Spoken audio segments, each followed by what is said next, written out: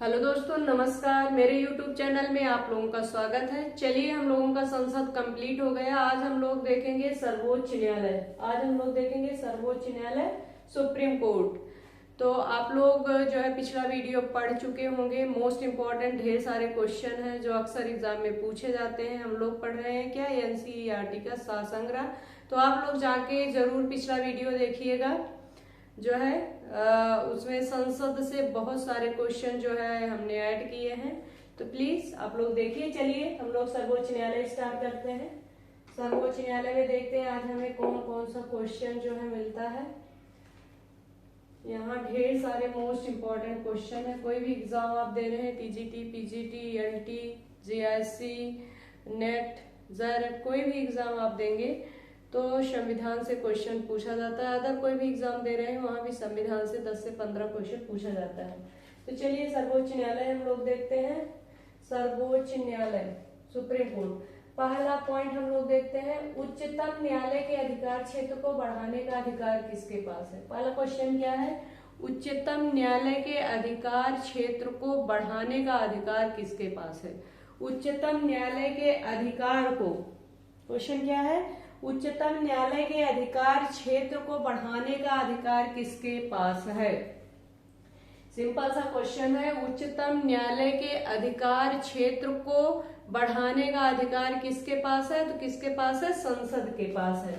संसद चाहे तो जो है उच्चतम न्यायालय के अधिकार क्षेत्र को बढ़ा सकती है। अगला पॉइंट हम लोग देखते हैं, भारत के सर्वोच्च न्यायालय की स्थापना कब हुई थी। भारत के सर्वोच्च न्यायालय की स्थापना कब हुई थी। भारत के सर्वोच्च न्यायालय की स्थापना 28 जनवरी 1950 को हुई थी। भारत के सर्वोच्च न्यायालय की स्थापना जो है 28 जनवरी 1950 ईस्वी को हुई थी। अगला पॉइंट देखते हैं हम लोग, भारत के सर्वोच्च न्यायालय के कार्यवाहक मुख्य न्यायाधीश की नियुक्ति कौन करता है। भारत के सर्वोच्च न्यायालय के कार्यवाहक मुख्य न्यायाधीश की नियुक्ति कौन करता है। तो कौन करता है, राष्ट्रपति करता है। कौन करता है, कार्यवाहक मुख्य न्यायाधीश की जो है नियुक्ति कौन करता है, राष्ट्रपति करता है। अगला पॉइंट हम लोग देखते हैं, सर्वोच्च न्यायालय में मुख्य न्यायाधीश सहित कुल कितने न्यायाधीश हो सकते हैं। सर्वोच्च न्यायालय में जो है मुख्य न्यायाधीश सहित कुल कितने जो है कितने न्यायाधीश हो सकते हैं। तो कितने न्यायाधीश हो सकते हैं, 34। कितने हो सकते हैं, 34 न्यायाधीश हो सकते हैं मुख्य न्यायाधीश सहित। मुख्य न्यायाधीश सहित जो है सर्वोच्च न्यायालय में कुल कितने न्यायाधीश हो सकते हैं। तो 34 न्यायाधीश हो सकते हैं। आप लोग समझ गए होंगे। आगे बढ़ते हैं, दूर संचार विवाद निपटान एवं अपील अधिकरण के निर्णयों को केवल सुप्रीम कोर्ट में चुनौती दी जा सकती है। दूर संचार विवाद निपटान एवं अपील अधिकरण के निर्णयों को केवल सुप्रीम कोर्ट में चुनौती दी जा सकती है। कौन कौन है, दूर संचार विवाद है एवं अपील अधिकरण के निर्णयों को केवल जो है सुप्रीम कोर्ट में चुनौती दी जा सकती है। अगर क्वेश्चन पूछा गया क्या दूर संचार विवाद है, तो इसका जो है अपील जो है क्या जो है उच्च न्यायालय में कर सकते हैं। तो उच्च न्यायालय में नहीं कर सकते हैं। किस में कर सकते हैं, जो है सुप्रीम कोर्ट में कर सकते हैं। आप लोग समझ गए होंगे। आगे बढ़ते हैं हम लोग।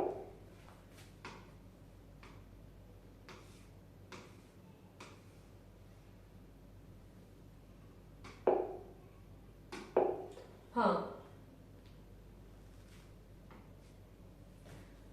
उच्चतम न्यायालय के न्यायाधीश के वेतन का निर्धारण किसके द्वारा किया जाता है। उच्चतम न्यायालय के न्यायाधीशों के वेतन का निर्धारण जो है किसके द्वारा किया जाता है। तो किसके द्वारा किया जाएगा, संसद द्वारा। किसके द्वारा, संसद द्वारा जो है उच्चतम न्यायालय के न्यायाधीशों के वेतन का निर्धारण किया जाता है। किसके द्वारा? संसद के द्वारा जो है उच्चतम न्यायालय के न्यायाधीशों के वेतन का निर्धारण जो है किया जाता है। अगला क्वेश्चन हम लोग देखते हैं, सर्वोच्च न्यायालय के न्यायाधीशों की नियुक्ति किसके द्वारा की जाती है? सर्वोच्च न्यायालय के न्यायाधीशों की नियुक्ति जो है किसके द्वारा की जाती है? सर्वोच्च न्यायालय के न्यायाधीशों की नियुक्ति जो है किसके द्वारा की जाएगी?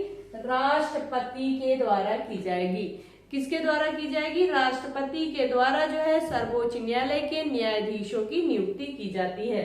अगला पॉइंट हम लोग देखते हैं, उच्चतम न्यायालय के न्यायाधीशों की संख्या में वृद्धि करने की शक्ति किसके पास है? उच्चतम न्यायालय के न्यायाधीशों की संख्या में वृद्धि करने का जो है अधिकार किसके पास है? तो किसके पास है? संसद को यह अधिकार मिला हुआ है, संसद को यह शक्ति मिली हुई है कि वह जो है उच्चतम न्यायालय के न्यायाधीशों की वृद्धि कर सकता है। कौन कर सकता है? संसद जो है उच्चतम न्यायालय के न्यायाधीशों में वृद्धि की शक्ति मिली है, वृद्धि कर सकता है। आगे बढ़ते हैं हम लोग, उच्चतम न्यायालय के न्यायाधीश जो है किस प्रक्रिया के द्वारा हटाए जा सकते हैं? उच्चतम न्यायालय के न्यायाधीश को जो है किस प्रक्रिया के द्वारा हटाया जा सकता है? तो किस प्रक्रिया के द्वारा? राष्ट्रपति के द्वारा संसद की अनुशंसा पर। राष्ट्रपति के द्वारा जो है संसद की अनुशंसा पर जो है न्यायाधीश को हटाया जा सकता है। उच्चतम न्यायालय के न्यायाधीश को जो है राष्ट्रपति के द्वारा संसद की अनुशंसा पर जो है हटाया जा सकता है। यहाँ तक आप लोग समझ गए होंगे। आगे बढ़ते हैं, सेवानिवृत्ति के पश्चात सर्वोच्च न्यायालय के न्यायाधीश किसी भी न्यायालय में वकालत नहीं कर सकते। अगर कोई भी न्यायाधीश जो है सुप्रीम कोर्ट से जो है सेवानिवृत्त हो गया है तो वह किसी भी न्यायालय में जो है वकालत नहीं कर सकता है। किसी भी न्यायालय में वकालत नहीं कर सकता है अगर कोई भी न्यायाधीश जो है सुप्रीम कोर्ट से रिटायर हो गया है तो। आप लोग समझ गए होंगे। आगे बढ़ते हैं, सामान्यतः उच्चतम न्यायालय सभी मामलों की सुनवाई नई दिल्ली में करता है, परंतु किसी के अनुमोदन से वह किसी अन्य स्थान पर भी सुनवाई कर सकता है। किसके अनुमोदन से? अगर जो है सामान्यतः उच्चतम न्यायालय जो है अपने सभी मामलों की सुनवाई जो है नई दिल्ली में करता है, लेकिन कौन ऐसा व्यक्ति है, कौन ऐसा जो है संविधान में पद है जिसके अनुमोदन के आधार पर जो है वह अदर स्थान पर सुनवाई कर सकता है? तो किसके अनुमोदन पर? राष्ट्रपति के अनुमोदन पर जो है सुप्रीम कोर्ट अलग स्थान पर सुनवाई कर सकता है। राष्ट्रपति के अनुमोदन से जो है वह किसी अन्य स्थान पर सुनवाई कर सकता है। आप लोग समझ गए होंगे। हम लोग आगे बढ़ते हैं।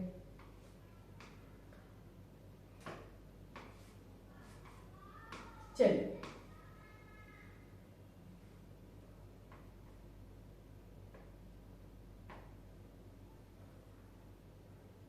हाँ, अगला पॉइंट देखते हैं हम लोग।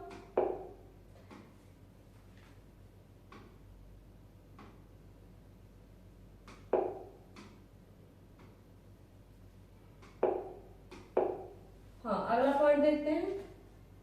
ठीक, सर्वोच्च न्यायालय के न्यायाधीशों की सेवानिवृत्त आय कितनी है? कितने वर्ष में जो है सर्वोच्च न्यायालय के जो न्यायाधीश होते हैं सेवानिवृत्त हो जाते हैं, रिटायर हो जाते हैं? तो कितने वर्ष में? 6 वर्ष में जो है सर्वोच्च न्यायालय के जो न्यायाधीश हैं वह रिटायर हो जाते हैं या सेवानिवृत्त हो जाते हैं। आप लोग समझ गए होंगे। कितने एज में? 65 वर्ष। कितने वर्ष? यहाँ वर्ष पूछ रहा है। कितने वर्षों में? सर्वोच्च न्यायालय के न्यायाधीशों की सेवानिवृत्ति आयु कितनी है? यहाँ आयु पूछ रहा है, सॉरी हमने वहां जो है गलत चीज हो गया है। तो सेवानिवृत्त आयु जो कितनी है? 65 वर्ष। कितनी है? 65 वर्ष जो है सर्वोच्च न्यायालय के न्यायाधीशों को 65 वर्ष की आयु में जो है रिटायर कर दिया जाता है या सेवानिवृत्त हो जाते हैं। आप लोग समझ गए होंगे। आगे बढ़ते हैं।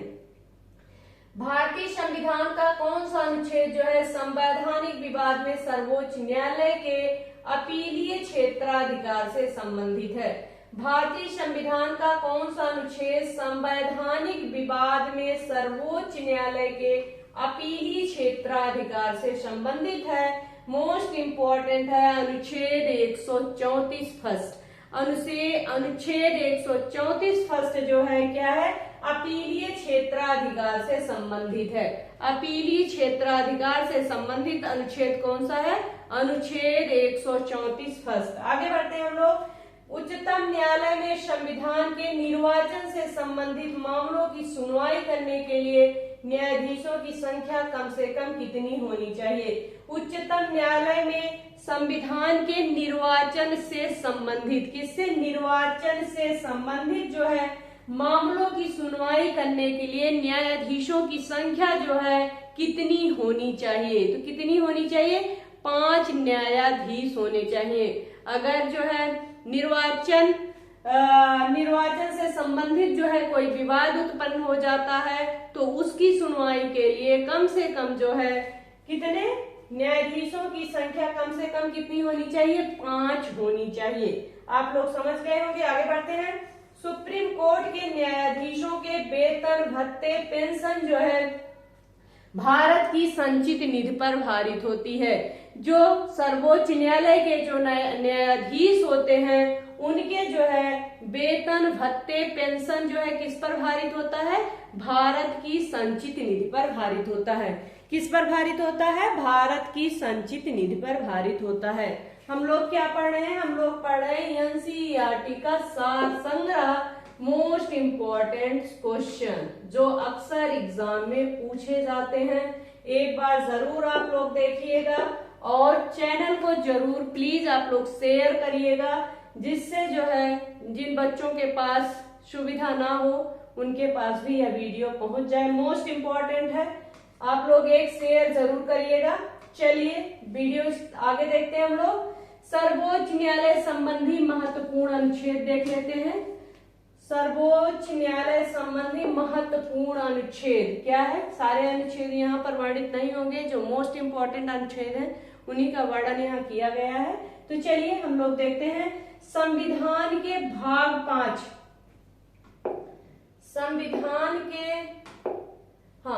संविधान के भाग 5 में अनुच्छेद 124 से 147 तक सर्वोच्च न्यायालय संबंधित प्रावधान किए गए हैं। संविधान के भाग किसमें है? Supreme court. संविधान के जो है भाग 5 में अनुच्छेद जो है 124 से 147 तक जो है सुप्रीम कोर्ट का वर्णन किया गया है। किसमें? संविधान में। संविधान के भाग 5 में 124 से 147 तक अनुच्छेद है जिसमें जो है सुप्रीम कोर्ट का वर्णन किया गया है। आगे हम लोग देखते हैं। अनुच्छेद जो है 124 में जो है सर्वोच्च न्यायालय की स्थापना एवं गठन संबंधी प्रावधान है। मोस्ट इंपॉर्टेंट है अनुच्छेद 124। अनुच्छेद 124 जो है पहले तो पूछा जाता है अनुच्छेद जो 124 वह किससे संबंधित है? तो अनुच्छेद 124 जो है वह सुप्रीम कोर्ट से संबंधित है। किससे?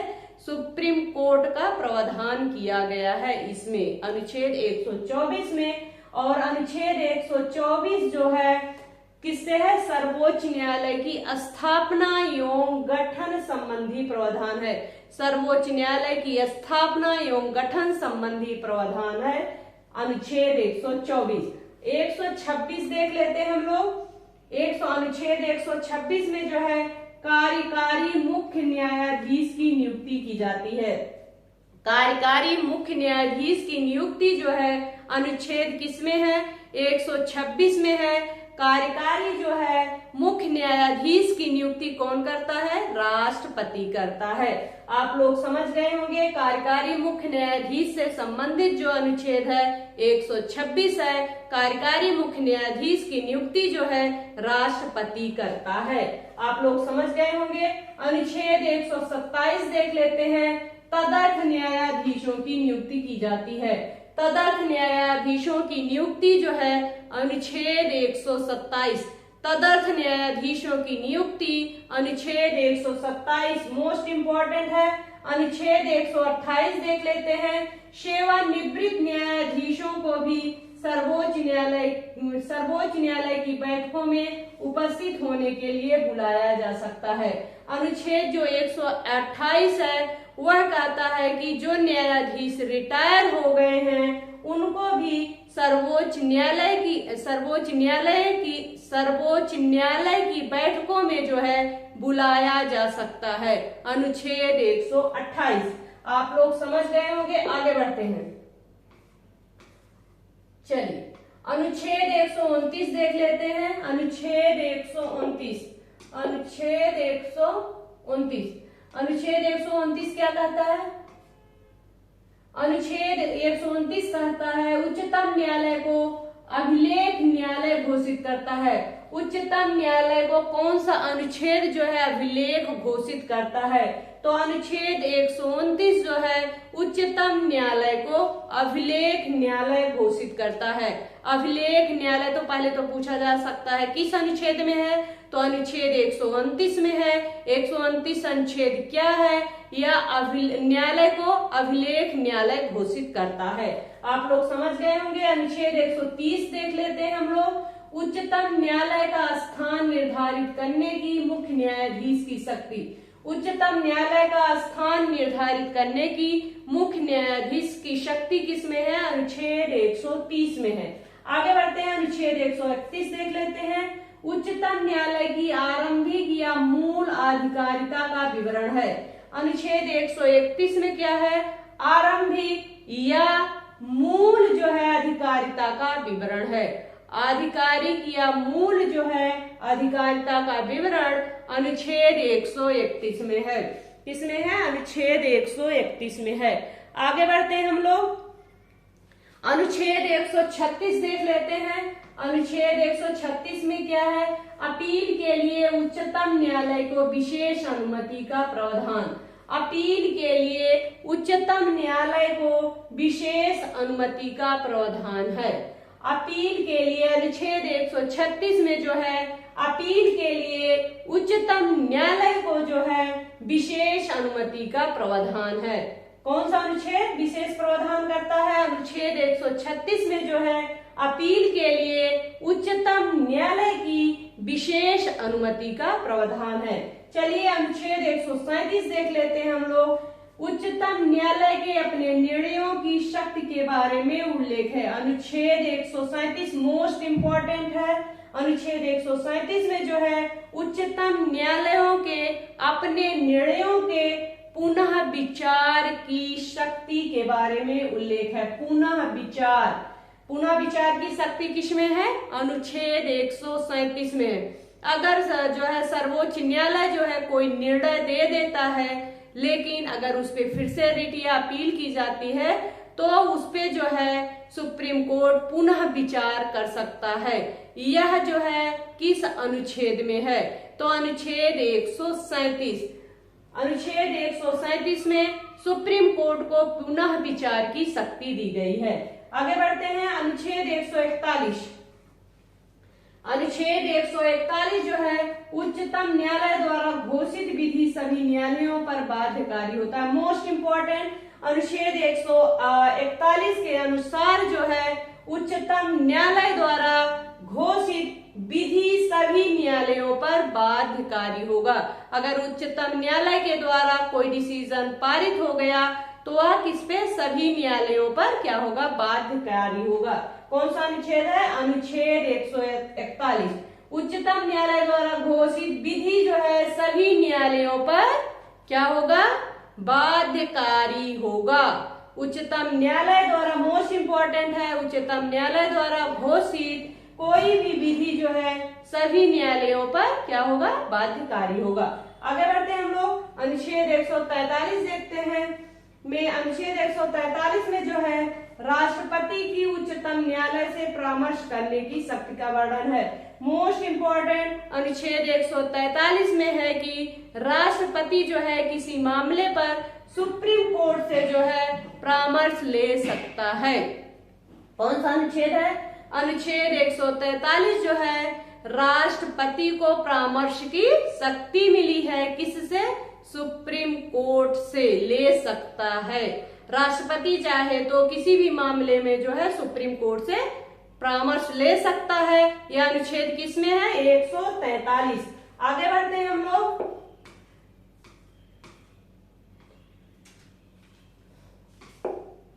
चलिए,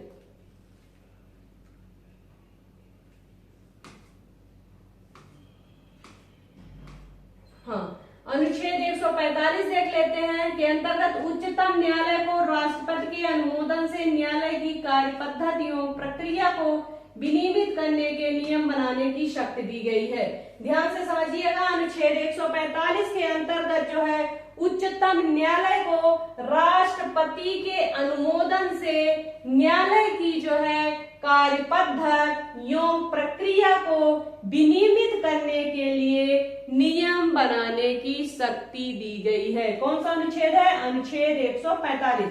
अनुच्छेद 146 देख लेते हैं हम लोग। उच्चतम न्यायालय के अधिकारियों एवं सेवकों की नियुक्ति संबंधी प्रावधान किए गए हैं। अनुच्छेद 146 में क्या है? उच्चतम न्यायालय के अधिकारियों एवं सेवकों की नियुक्ति संबंधी प्रावधान है। अनुच्छेद 146 में जो है अधिकारियों एवं सेवकों की नियुक्ति संबंधी प्रावधान किए गए। ये रहा जो है सुप्रीम कोर्ट से संबंधित कुछ महत्वपूर्ण अनुच्छेद। मोस्ट इंपॉर्टेंट अनुच्छेद है, आप लोग जरूर लिख लीजिएगा अपनी कॉपी में, नोट्स में। चलिए आगे बढ़ते हैं हम लोग। केंद्र और राज्यों के मध्य होने वाले विवादों का निर्णय करने भारत के उच्चतम न्यायालय की शक्ति आती है। जो जैसे केंद्र और राज्य के मध्य कोई विवाद उत्पन्न हो गया, क्या होता है? केंद्र एवं राज्यों के मध्य होने वाले विवादों का निर्णय करने की भारत के उच्चतम न्यायालय की शक्ति आती है। कहां से आती है? इसकी मूल अधिकारिता के अंतर्गत। इसकी मूल अधिकारिता के अंतर्गत आती है। किसके? सुप्रीम कोर्ट के जो है मूल अधिकारिता के अंतर्गत आती है। अगर जो है केंद्र और राज्य के मध्य जो है किसी मामले में विवाद हो गया तो इसका निराकरण कौन करता है? इसका निराकरण जो है सुप्रीम कोर्ट करता है। कौन करता है? सुप्रीम कोर्ट करता है। तो यह उच्चतम न्यायालय की शक्ति कहां से मिलती है? इसको कहां से मिलती है? इसको शक्ति मिलती है मूल अधिकारिता के अंतर्गत। सुप्रीम कोर्ट के मूल अधिकारिता के अंतर्गत यह शक्ति प्राप्त है। किसे? सुप्रीम कोर्ट को। आप लोग समझ गए होंगे। आगे बढ़ते हैं। उच्चतम न्यायालय ने संविधान के मूल ढांचे का सिद्धांत किस वाद में प्रतिपादित किया था? उच्चतम न्यायालय ने संविधान के मूल ढांचे का सिद्धांत किस वाद में प्रतिपादित किया था? उच्चतम न्यायालय ने संविधान के मूल ढांचे का जो है सिद्धांत किस जो है वाद में प्रतिपादित किया था?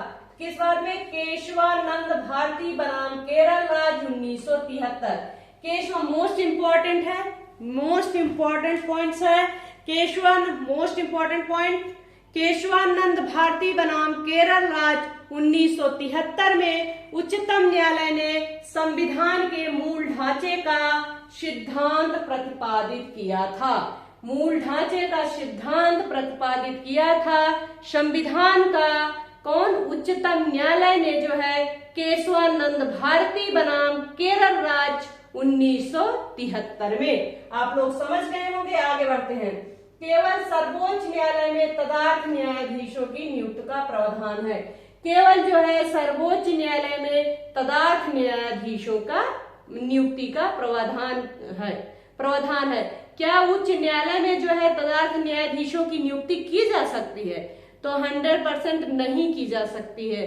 सिर्फ जो है तदर्थ न्यायाधीशों की नियुक्ति जो है सुप्रीम कोर्ट में की जा सकती है। अगला पॉइंट देखते हैं हम लोग। संविधान का कौन सा अनुच्छेद उच्चतम न्यायालय के उसके द्वारा दिए गए निर्णय अथवा आदेश के पुनरावलोकन को अधिकृत करता है? संविधान में जो है कौन सा ऐसा अनुच्छेद है जो सुप्रीम कोर्ट के आदेश पर पुनः विचार की शक्ति प्रदान करता है? कौन सा अनुच्छेद? अभी आगे हमने बताया था, आप लोग बताइएगा। कि कोर्ट कोई आदेश दे सकता है, उस पर पुनः विचार कर सकता है। यह किस अनुच्छेद में लिखित है? कौन सा अनुच्छेद है? अनुच्छेद 137। अनुच्छेद 137 में यह प्रावधान है कि जो है सर्वोच्च न्यायालय जो है दिए गए निर्णय अथवा आदेश के मुताबिक जो है अब उसका क्या कर सकता है? पुनः अवलोकन कर सकता है। क्या कर सकता है? पुनः अवलोकन कर सकता है। यह शक्ति किस अनुच्छेद में है? 137 में है। आप लोग समझ गए होंगे। आगे बढ़ते हैं। संविधान के मूल संरचना बुनियादी ढांचा का सिद्धांत का स्रोत है। भारत में संविधान की मूल संरचना बुनियादी ढांचा के सिद्धांत का स्रोत है, न्यायिक समीक्षा का स्रोत है। किसका स्रोत है? न्यायिक समीक्षा का स्रोत है। भारत में संविधान की मूल संरचना बुनियादी ढांचा के सिद्धांत का स्रोत जो है न्यायिक समीक्षा का स्रोत है। किसका है? न्यायिक समीक्षा का स्रोत है। आगे बढ़ते हैं। संविधान की व्याख्या करने का अंतिम अधिकार किसे मिला है? संविधान की व्याख्या करने का अंतिम अधिकार किसे मिला है? तो किसे मिला है? सर्वोच्च न्यायालय को मिला है, सुप्रीम कोर्ट को। किसको? सर्वोच्च न्यायालय को मिला है।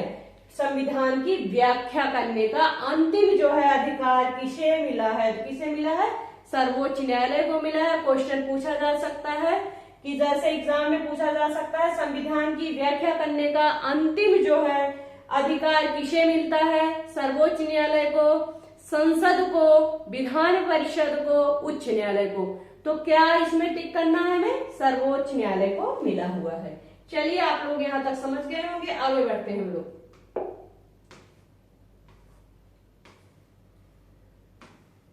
चलिए उच्च न्यायालय, एक मिनट।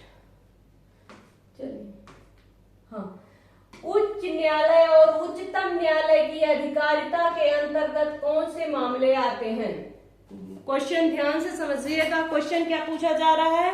उच्च न्यायालय और उच्चतम न्यायालय की अधिकारिता के अंतर्गत कौन से मामले आते हैं? जो दोनों उस पर डिसीजन दे सकते हैं। उच्च न्यायालय और उच्चतम न्यायालय दोनों के अधिकार क्षेत्र में आते हैं। कौन सा ऐसा अनुच्छेद, कौन सा ऐसा मामला है? तो कौन सा ऐसा मामला? मूल अधिकारों का प्रवर्तन। मूल अधिकारों का प्रवर्तन जो है उच्चतम न्यायालय और उच्च न्यायालय की अधिकारिता के अंतर्गत आते हैं। कौन सा? मूल अधिकारों का प्रवर्तन। चलिए, भारतीय संविधान का संरक्षक कौन है? भारतीय संविधान का संरक्षक कौन है? तो भारतीय संविधान का संरक्षक जो है सर्वोच्च न्यायालय है। कौन है? सर्वोच्च न्यायालय है। न्यायाधीशों को प्राप्त, एक मिनट,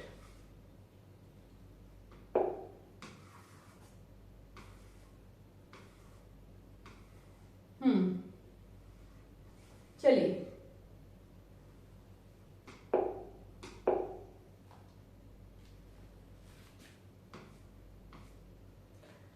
भारत के प्रमुख दलित मुख्य न्यायाधीश कौन थे? भारत के प्रमुख दलित मुख्य न्यायाधीश कौन थे?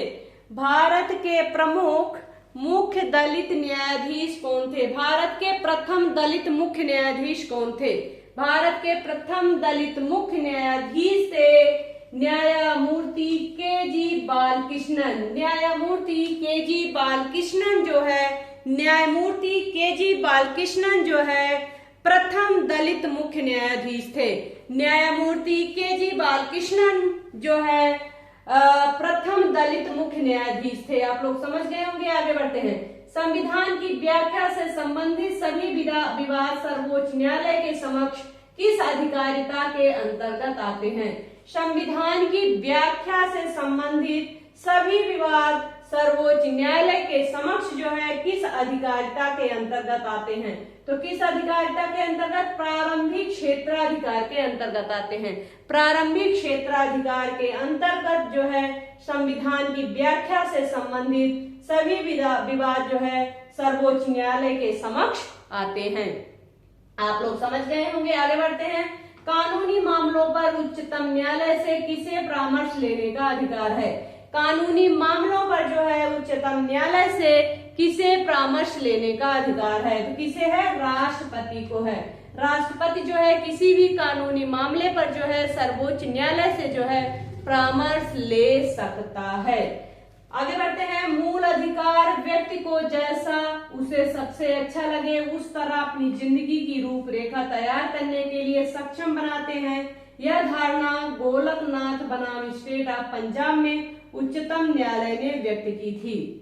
अगर क्वेश्चन पूछा गया मूल अधिकार जो है व्यक्ति को जैसा है उसे सबसे अच्छा लगे उस तरह अपनी जिंदगी की रूपरेखा तैयार करने के लिए सक्षम बनाता है, यह किस जो है किस बनाम में जो है व्यक्त किया गया था? तो किस बनाम में व्यक्त किया था? गोलकनाथ बनाम स्टेट ऑफ पंजाब में जो है उच्चतम न्यायालय ने व्यक्त की थी। किसमें व्यक्त किया था? गोलकनाथ बनाम स्टेट ऑफ पंजाब राज्य में जो है उच्चतम न्यायालय ने कहा था कि मूल अधिकार जो है व्यक्ति को जैसा है उसे अच्छा लगे उस तरह अपनी जिंदगी की जो है रूपरेखा तैयार करने के लिए सक्षम बनाते हैं। आप लोग समझ गए होंगे। आगे बढ़ते हैं। भारतीय संविधान के किस अनुच्छेद के अंतर्गत सर्वोच्च न्यायालय भारतीय नागरिकों के मौलिक अधिकारों की सुरक्षा करता है? भारतीय संविधान के किस अनुच्छेद के अंतर्गत सर्वोच्च न्यायालय जो है भारतीय नागरिकों के मूल अधिकारों की रक्षा करता है? मोस्ट इंपॉर्टेंट है। भारतीय संविधान के किस अनुच्छेद के अंतर्गत सर्वोच्च न्यायालय जो है भारतीय नागरिकों के मौलिक अधिकारों की सुरक्षा करता है? तो कौन सा अनुच्छेद है? अनुच्छेद 32। अनुच्छेद 32 के अंतर्गत जो है मूल अधिकार जो भारत के नागरिकों को मिला है उसकी रक्षा जो है कोर्ट करता है। आप लोग समझ गए होंगे। इसके आगे जो है हम लोग कल पढ़ेंगे। धन्यवाद। वीडियो को शेयर जरूर करिएगा।